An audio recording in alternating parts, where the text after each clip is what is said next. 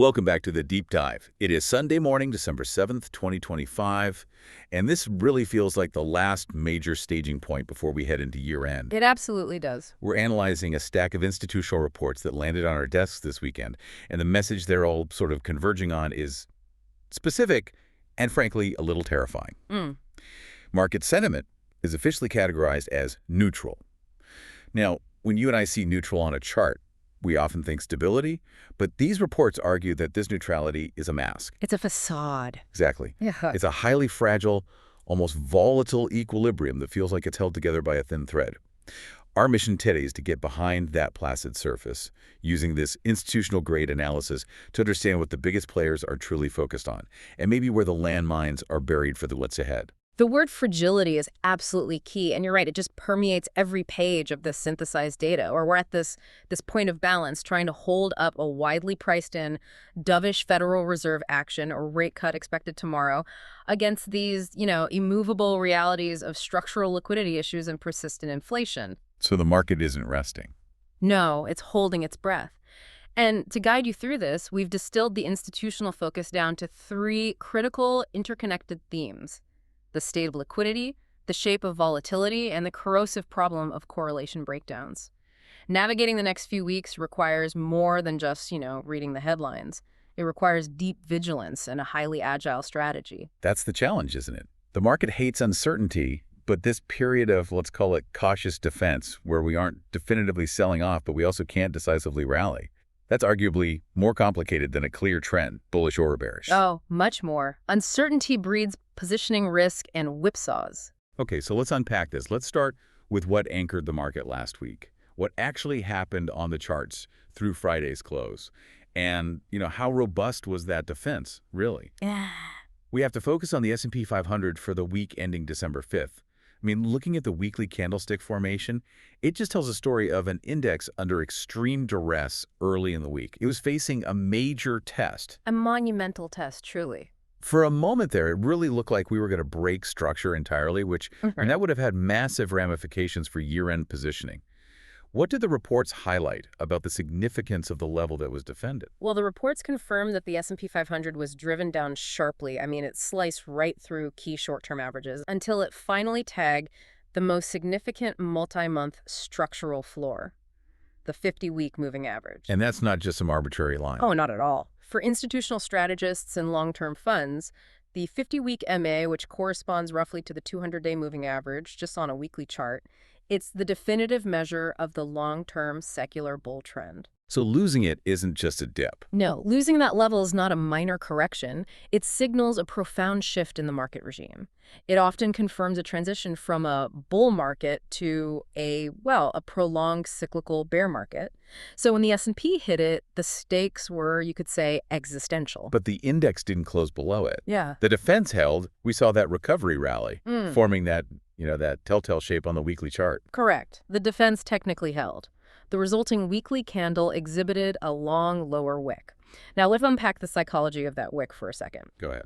It means that during the week's trading, probably over Tuesday and Wednesday, selling pressure was just dominant, pushing the price far, far below the opening price. However, at that precise 50-week MA support level, decisive buying absorption stepped in. A clear line drawn in the sand. That's the phrase. That buying pressure was fierce enough to lift the price dramatically off the lows, and that confirms that institutional players viewed the 50-week MA as a must-hold level and, a deep value entry point.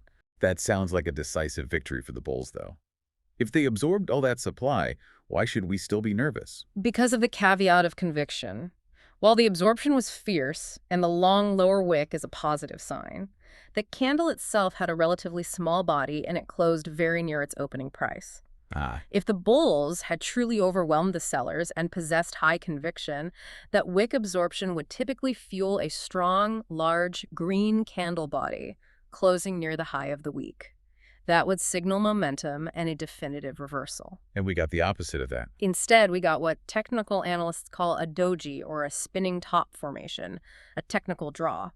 The market didn't break down, but it also failed to establish a clear, resounding bullish reversal. It signals indecision. So the buying was strong enough to prevent a catastrophe. But not strong enough to seize momentum. The underlying upward trend remains just severely challenged by overhead resistance and I think a lot of psychological fatigue.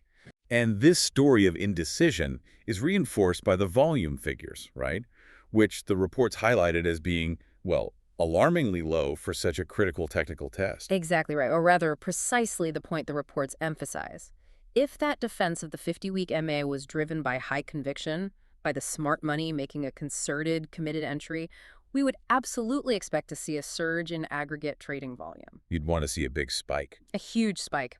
We'd see what looks like institutional capitulation volume, signifying large players stepping in to build sustainable positions. The actual data showed the opposite, didn't it? It did.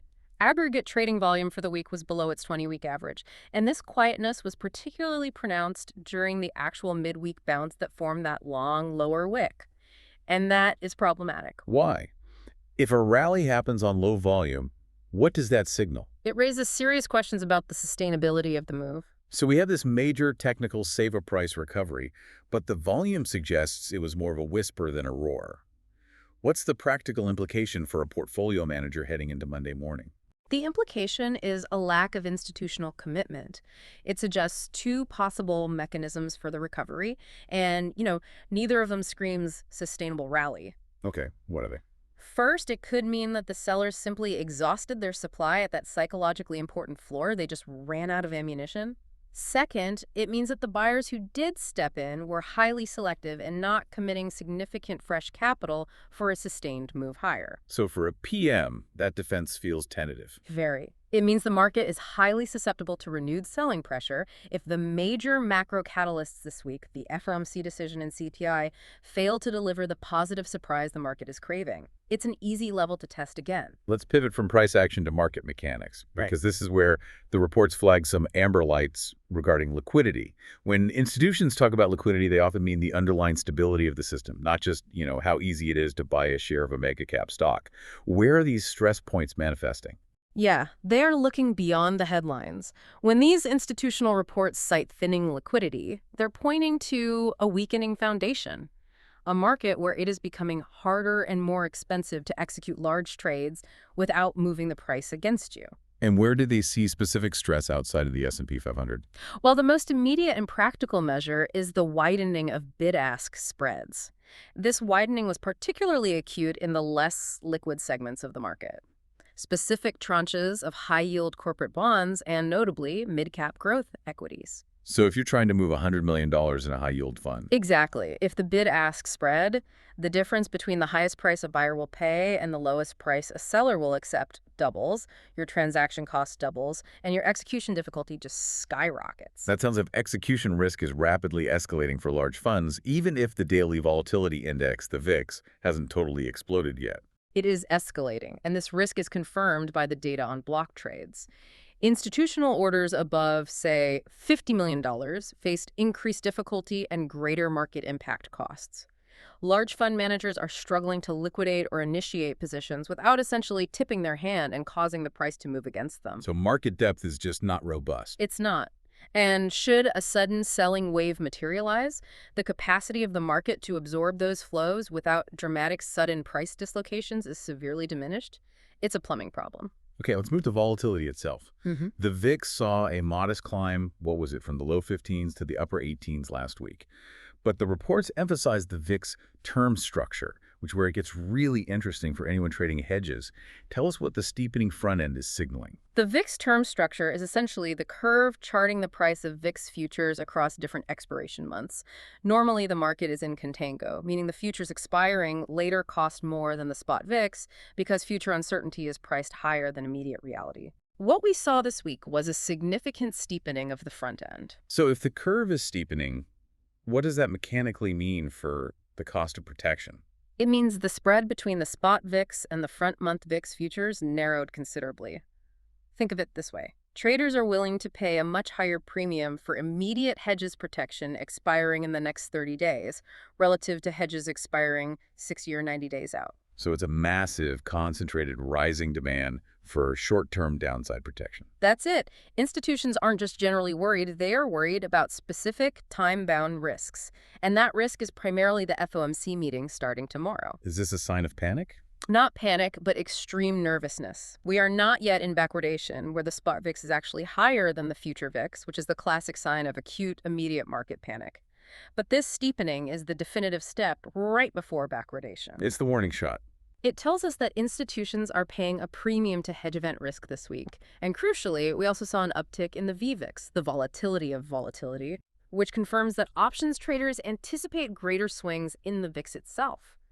So the market is not only pricing in high risk, but pricing in a high risk of a rapid change in risk perception. This is the definition of fragility. That technical fragility and that short-term volatility demand. It's completely understandable when we look at the macro calendar starting tomorrow. We really need to pivot from the charts and these liquidity cracks to the structural headwinds facing the market, starting with the most critical catalyst, the Federal Reserve. The FOMC meeting is undeniably the central event. I mean, the baseline market consensus, which is reflected in all the reports, is a widely priced in 25 basis point rate cut, with probabilities hovering around 95%. Okay. This would be the third consecutive cut in the easing cycle, moving the Fed further away from its aggressive rate hiking stance. So the market is expecting dovishness and is positioned for it. But wait, if the market gets the 25 basis points at once, why would messaging about 2026 derail the immediate rally? Isn't the immediate policy signal more powerful than some future guidance? That's the critical question, and it's why the nuance matters so much more than the rate cut itself. The immediate 25 basis point cut is essentially priced in. It's neutralized. The market must get it just to maintain current levels. The risk isn't the action, it's the rhetoric and the guidance. Can you explain the internal contention within the Fed that the report cited? It sounds like they're not all on the same page. Not at all. The reports highlight that this pivot is subject to deep internal contention within the FOMC. While growth is slowing and the labor market is softening, inflation remains sticky, still near 3%, well above their 2% target. So you've got the hawks. You've got a powerful faction, the inflation hawks, who believe easing too quickly risks squandering all the progress they've made. They're walking a tightrope. Easing to prevent a deep recession, but terrified of unleashing a second wave of inflation that would force them to reverse course later on. So the focus has to shift entirely to the forward-looking documents, the summary of economic projections, the CEP, and of course the dot plot. What are smart money expectations there? The expectations for the CEP are crucial. They point to sustained, sticky inflation throughout 2025, anticipating it will not drop decisively below 2.5%, and might not hit the 2% target until 2026. So a sluggish but still structurally inflationary recovery. Exactly.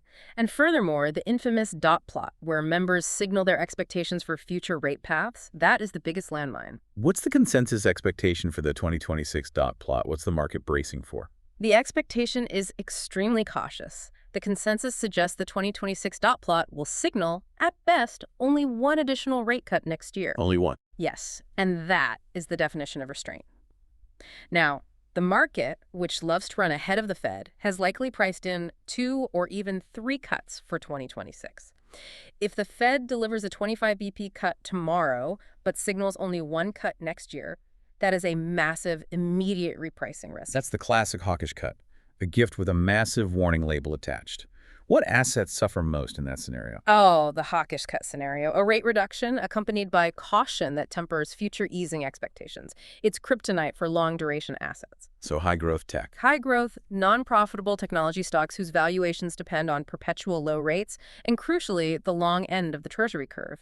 If future cuts are aggressively tempered, it means real rates stay higher for longer than anticipated. And that would lead to immediate yield steepening, hitting the 10-year and 30-year Treasuries and just crushing those highly leveraged tech valuations that have already run so hard this year. Institutions will use the cut as a selling opportunity if that guidance disappoints. Shifting gears a bit to the Treasury market itself, which is dealing with the sheer weight of U.S. federal debt now nearing, $37 trillion. We've discussed how high supply inherently pressures bond yields, but the institutional reports are flagging a deeper structural issue, the debt maturity wall. This sounds like more than just quarterly funding. It is the single largest structural headwind to duration assets over the next 5 years. To understand it, we have to realize that a huge volume of debt was issued during the COVID era 2020 through 2022 when the Fed was running rates at zero. Borrowing was incredibly cheap. Right. And a significant portion of that debt was issued with shorter and intermediate terms, so 3 to 7 years. And now those notes are starting to come due. Precisely. We are facing an impending refinancing wave. The US Treasury has to issue new debt, likely at much higher interest rates, just to pay off the old cheap debt. This massive refinancing requirement creates an extraordinary ongoing structural strain on the liquidity system and market demand. It's like the government having to refinance its entire mortgage portfolio all at once into 5% rates instead of 2%. That's a perfect analogy. So the market has to absorb tens of trillions of dollars of new issuance just to service the existing debt. And that's not even counting new spending. This continuous supply has to affect yields, right? Absolutely. This constant enormous supply fundamentally keeps bond yields elevated. It acts as a structural headwind that prevents a dramatic, sustained rally in the long bond. Institutional investors are obsessed with this, which is why they closely monitor auction demand, especially from crucial foreign buyers like Japan and China. And if that demand falters? Any faltering in demand signals that the system is struggling to digest this jet load, which would lead to rapid yield spikes, increasing the government's funding costs dramatically, and fueling this fiscal deficit feedback loop. It's a key reason why fixed income demands active management right now. The supply side is a constant mechanical bearish force. Geopolitical risks are always present, but the reports are framing them not as, transient news events, a flare-up here or there, but as structural drags that fundamentally alter global economics. How does geopolitics translate directly into persistent, sticky market inflation? It transitions from being a psychological or security risk to a bottom-line economic reality through supply chain engineering. We are moving away from the era of hyper-efficient, just-in-time global supply chains that prioritize the lowest cost regardless of location. Right. The geopolitical reality, US-China tensions, trade disruptions, regional conflicts, is forcing companies and nations to prioritize resilience and security over raw efficiency. And what's the practical term for that shift? The practical term is the accelerating trend toward regionalization, redundancy, and friendshoring. Companies are building supply chains in politically safer, friendly nations, or even bringing manufacturing back home. And this shift is inherently more expensive. Redundancy is expensive. Building redundant chains means duplicating infrastructure. Friendshoring means moving production from the lowest cost producer, historically parts of Asia, to higher cost regions like North America or Europe. That means we are structurally embedding higher production costs across the entire economy. Precisely. These moves permanently push up production costs for everything from electronics to basic manufactured goods. This structurally contributes to persistent inflationary pressures, that non-transitory inflation that the Fed fears most. So even if domestic demand softens. Exactly. Energy prices, driven by conflict in critical transport regions, are the most visible symptom, but the underlying cost of manufacturing is being structurally supported by these tensions. Geopolitical friction isn't just a security concern, it's a structural cost increase that keeps the Fed tethered above its 2% target. It's a key reason why the market needs to assume a higher structural inflation floor in the medium term. So persistent inflation, high debt supply, a cautious Fed, they're all colliding. What did this environment mean for how we actually build portfolios? I mean, the traditional rulebook, the 60-40 portfolio, that's been the bedrock of asset allocation for decades. But it seems to be failing us because of this correlation breakdown. The reports clearly define this as the reality of the new regime. Since 2022, we have experienced a persistent, often intense, positive correlation between equities and bonds. And this is a fundamental reversal of market mechanics that necessitates totally new strategies. Historically, bonds, especially treasuries, provided that essential diversification. When stocks fell during a recession, bonds would rally as a flight to safety, cushioning the portfolio. Why is that mechanism completely broken now? It broke because the primary market risk shifted. Historically, the primary risk was growth, risk recession, deflation. In that environment, when the economy slowed, stocks fell, and the Fed cut rates, which caused bonds to rally. Simple. Now, the primary risk is inflation risk and interest rate risk. So when inflation soars and rates have to rise aggressively to combat it, both stocks, due to higher discount rates, and bonds, due to the direct price impact of higher yields, sell off at the same time. When they move together, you lose the cushion. Yeah. Your 60/40 portfolio is suddenly 100% risk exposure to the exact same factor. Exactly. This destructive positive correlation has decimated the diversification benefits of the 60/40 model, and the question institutions are grappling with is whether this is temporary. And the reports say, They caution against banking on it reversing immediately. While a long, smooth disinflationary path could eventually bring back that negative correlation, it's not a sure thing. why is the positive correlation proving so sticky? What's holding it in place? Its persistence is attributed to deep structural forces beyond just the current inflation cycle. First, sticky inflation dynamics themselves. Second, policy uncertainty. The Fed's neutral rate might just be higher than it was in the past, meaning structural rates are higher. And third, large fiscal imbalances. The debt maturity wall. That immense debt maturity wall we discussed means that government bond supply is constantly stressing the system, preventing bonds from acting as a pure, reliable safety hedge against risk assets. Until inflation is decisively defeated and fiscal concerns ease, bonds may not reliably act as that counterweight to equity risk. Beyond the macro correlation, the reports flagged a subtle but really surprising micro-correlation breakdown just last week. Tell us about this strange behavior in the defensive sectors. This is a fascinating divergence. As the broader S&P 500 consolidated near its 50-week MA, we saw traditional defensive sectors, specifically utilities and consumer staples, show unusual relative strength. Okay, that makes sense in a risk-off mood. It does, but what was unusual is that they exhibited a distinct positive correlation with longer duration US Treasuries. Wait, that sounds completely counterintuitive. Defensive stocks are still equities, they carry equity risk, but they were moving directionally like safe haven government bonds. They were behaving like duration plays. This signals a sophisticated, subtle flight to safety rotation within the equity market. Institutional investors weren't just rotating from cyclical growth to safety. They were moving into sectors that benefit most from potential lower long-term rates, which is what also pushes up bond prices. Ah, okay. Utilities, for example, often carry high debt loads and offer stable, high dividends. Right, they behave very much like a bond proxy. So if long rates fall, utilities benefit hugely. But if long rates stay stubbornly high or rise because of the debt wall, those sectors are vulnerable, even though they're considered defensive. How does this microcorrelation change tactical trading for large funds? It makes sector selection incredibly complex. It means the safety these sectors historically offered is now directly linked to the bond market's performance, not just the economic cycle. If a fund manager is worried about that hawkish cut scenario, where short rates fall but long rates are held up by supply, they might hesitate to use utilities as a hedge. It reinforces the need for dynamic, active sector management rather than just relying on historical definitions. The market is demanding conviction not just on stocks or bonds, but on the shape of the yield curve. Okay, so given these fragile technicals, the structural headwinds, these broken correlations, how are institutional to the smart money actually positioning their portfolios as they head into year-end? We know they are broadly bullish on 2026, but the reports indicate their current positioning is highly cautious and selective. That's right. Let's start with fixed income. The high-level view is bullish. 62% of institutions view significant bond sell-offs as buying opportunities. They believe that the easing cycle will eventually benefit duration. But there's A big one. This bullishness is coupled with extreme selectivity. They are avoiding passive index exposure because it subjects them to the random volatility of the long end, which, as we said, is battling that debt wall. So where is the sweet spot on the yield curve and why?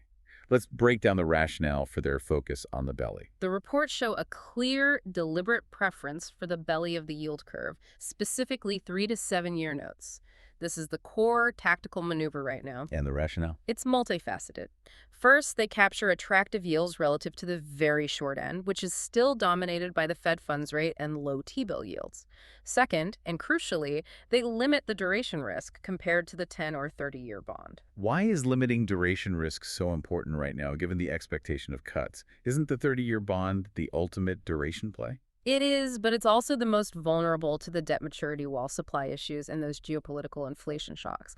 And in an environment where the Fed is cutting, which is good for bonds, but the easing path is highly uncertain, that hawkish cut scenario, the belly provides a safe haven. So it's the best of both worlds, in a sense. In a sense, yes. It's close enough to the short end to benefit relatively quickly when the Fed lowers rates, but far enough from the long end to protect capital from the structural headwinds keeping long yields elevated. It allows institutions to maximize carry or income while minimizing volatility. For the listener, this means the highest demand and likely greatest price support in the coming months will be concentrated in those intermediate duration bond funds. What about other types of credit? Where else is smart money finding defensive income? They're looking for income streams with technical robustness. First, high-yield corporate credit is attracting strong interest.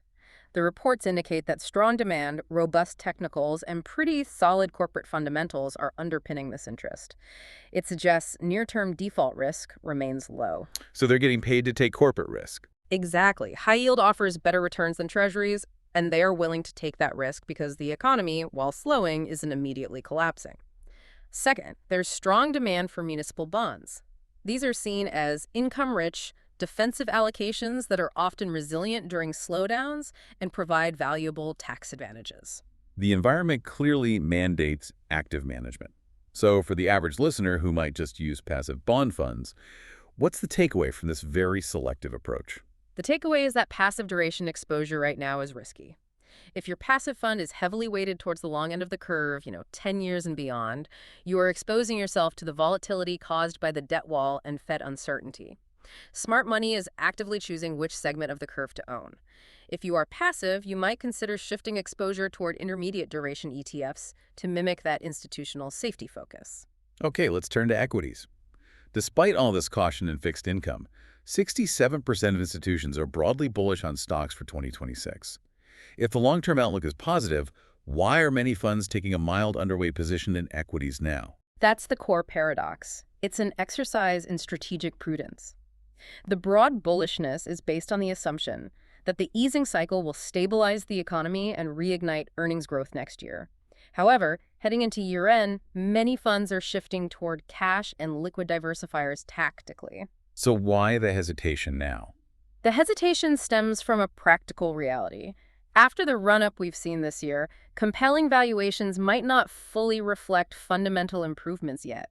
They are reducing exposure now, taking profits, and positioning themselves for a potentially better entry point after the expected volatility spike around the FOMC meeting. It's a classic move. Yeah. Slightly underweighting risk assets when uncertainty is peaking. Especially given the low conviction bounds we discussed earlier. Are they retreating universally, or are there specific areas that still command strong institutional commitment? Commitment remains very high in the growth engines. Unsurprisingly, continued institutional bullishness focuses intensely on the AI frenzy driving growth in technology. 68% of institutions are bullish on tech. Still, they view the AI adoption cycle, this foundational shift toward generative AI and large language models, as a multi-year tailwind. They believe this warrants premium valuations for key players, seeing them as growth stocks in almost any rate environment, provided those structural tailwinds continue. And what about diversification outside of that concentrated tech bet? I noticed the reports mentioned a trend toward a home market bias in equities. Yes, and that's a direct consequence of the geopolitical uncertainty we detailed.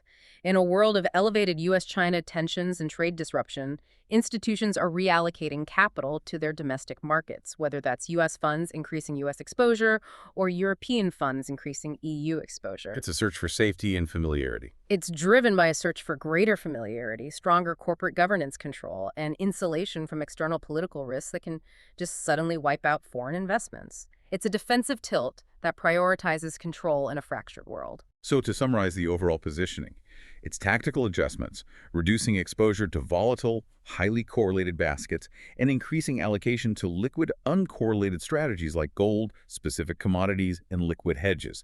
They want maximum agility over the next 2 weeks. Absolutely. The strategy just screams, we are waiting for market clarity. They are hedging against two distinct risks. The risk of a liquidity shock, which would force the Fed's hand, and the risk of a growth disappointment, which would force lower earnings. By increasing cash and liquid hedges, they ensure they have dry powder to buy into a year-end dip should one of these structural risks materialize. Let's put this all into a playbook. We have a packed week ahead. If we layer these event risks onto the fragile market structure we've just detailed, what does the institutional calendar look like? We've got the Fed, CPI, and the ECB all coming down the pipeline. The calendar is packed indeed. The critical events are the Fed decision on the 9th and 10th, US CPI on the 11th, and the ECB decision on the 12th. Each one is a major potential market mover capable of breaking this fragile consolidation we're currently in. And beyond the headlines, we have the mechanical risks relating to year-end flows that can distort prices regardless of the data. The reports cautioned explicitly against betting on the Santa Claus rally. That caution is warranted. The reports stress that the traditional Santa Claus rally may not materialize this year, precisely because of the underlying structural fragility and unusual volatility we've already experienced. Furthermore, the mid-December period is when mechanical, non-fundamental flows kick in, and they are capable of exaggerating price moves. Let's detail those opposing mechanical flows for a second. Tax loss harvesting versus window dressing. These are annual phenomena. Tax loss harvesting involves selling underperforming stocks before December 31st to realize capital losses that can offset capital gains realized earlier in the year. This action depresses prices, often targeting struggling sectors or small-cap stocks that have lagged the S&P 500. And window dressing is the opposite. Exactly. Window dressing involves funds buying outperformers, typically the big favored mega-cap tech names, to make their year-end portfolio statements look impressive for clients. These flows distort pricing. They put downward pressure on the laggards and create an artificial demand floor for the leaders, especially as liquidity thins out approaching the holidays. This divergence increases sector dispersion risk. Now let's address what the report cited as perhaps the most critical insight, the real underlying systemic risk here. The forced early end of quantitative tightening. You called this an evolving liquidity crisis, not a credit crisis. We need to go into extensive detail on this. Why did the Fed have to end QT, and why is this so alarming? This is the hidden elephant in the room. The Fed was forced to end quantitative tightening QT on December 1st, 2025, earlier than they had planned. And QT, remember, is the process by which the Fed reduces the size of its balance sheet. It effectively drains cash reserves liquidity from the financial system by letting its Treasury holdings mature without replacement. So they stopped draining cash. Why did they have to? What was the trigger? They stopped due to rising stress in short-term funding markets, specifically the repo market or repurchase agreement market. The repo market is the absolute plumbing of the banking system. It's where banks lend and borrow cash overnight against collateral, usually treasuries. Okay. When the Fed drains reserves via QT, bank reserves fall. If reserves fall too low, banks become unwilling to lend to each other overnight because they fear they won't meet their own regulatory liquidity requirements. This causes the cost of overnight borrowing the repo rate to spike suddenly. So the banks started hoarding cash, and the Fed saw the beginning of a systemic liquidity freeze. That's exactly it. The forced halt of QT signals that the financial system's operating reserves were near the absolute minimum level necessary to function smoothly. And this is fundamentally different from a credit crisis, where banks fear default. This is a liquidity crisis, a shortage of usable cash in the system. And the fact they had to act. The fact that the Fed had to halt its main reserve draining operation demonstrates that the system is structurally fragile and heavily dependent on the Fed maintaining a large balance sheet. This is a major structural risk, and it dictates the higher probability assigned to the bearish scenario. This fragile plumbing makes the entire market vulnerable to any unexpected demand for cash, like large margin calls or failed treasury auctions. So we have to plan for the full range of outcomes, acknowledging that the most likely probability path is choppy and difficult. Let's break down the probabilities assigned by the institutional analysts. 40% bear, 30% bull, 30% choppy. The higher weighting to the bear case reflects that combined danger of the hawkish cut and the systemic liquidity stress we just detailed. Let's start with the upside, the bull case, 30% probability. What are the necessary triggers for this, and how would institutions capitalize? The bull case requires two massive surprises, really. First, an unequivocally dovish Fed surprise. Not just the 25 BP cut, but forward guidance that actively signals aggressive easing in 2026, maybe signaling 3 or 4 cuts. A true pivot. A true pivot. And second, this must be paired with strong confirmation of a soft landing via a remarkably low CPI report. Inflation clearly and decisively below 2.5%, validating that dovish move. If that happens, the Santa Claus rally ignites instantly. And what's the optimal trade to capture that rapid risk-on shift? The actionable trade is short VIX futures, front month. If risk aversion rapidly evaporates, the volatility curve will normalize dramatically, flattening that front end that is currently so steep due to event risk. Shorting the near-term VIX futures allows you to profit from the rapid decay of that front end premium. It's a pure high-leverage bet on market fear just dissolving overnight. Okay, next, the scenario with the highest probability, the bear case, 40% probability.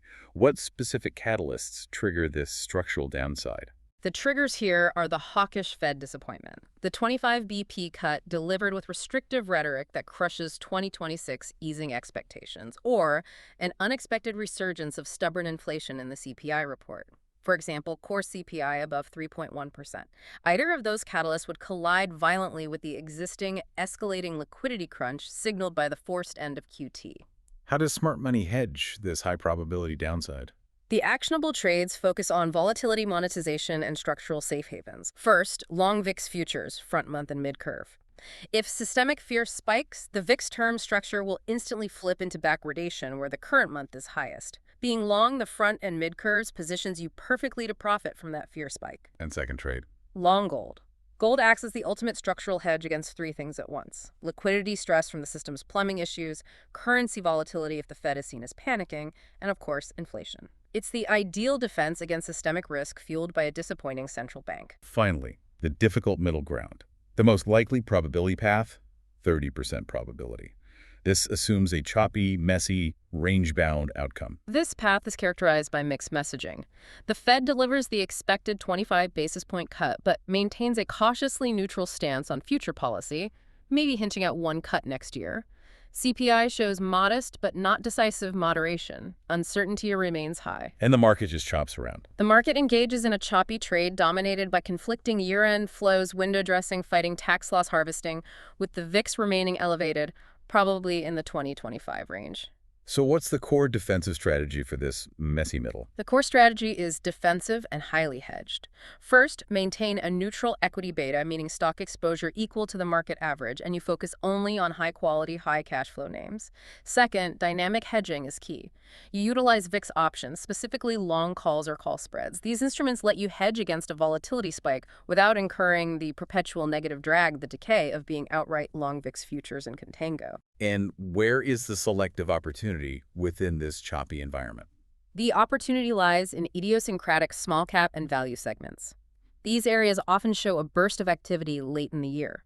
If they can avoid the worst of the tax loss harvesting pressure, they may benefit from the general institutional belief that they're trading at a significant discount compared to the expensive mega-cap tech names. So a rebalancing play. Exactly. As large funds perform year-end rebalancing, there is often a tactical rotation into smaller, fundamentally sound companies that have lagged the S&P 500's main performance drivers. This has been a complete deconstruction of the institutional playbook.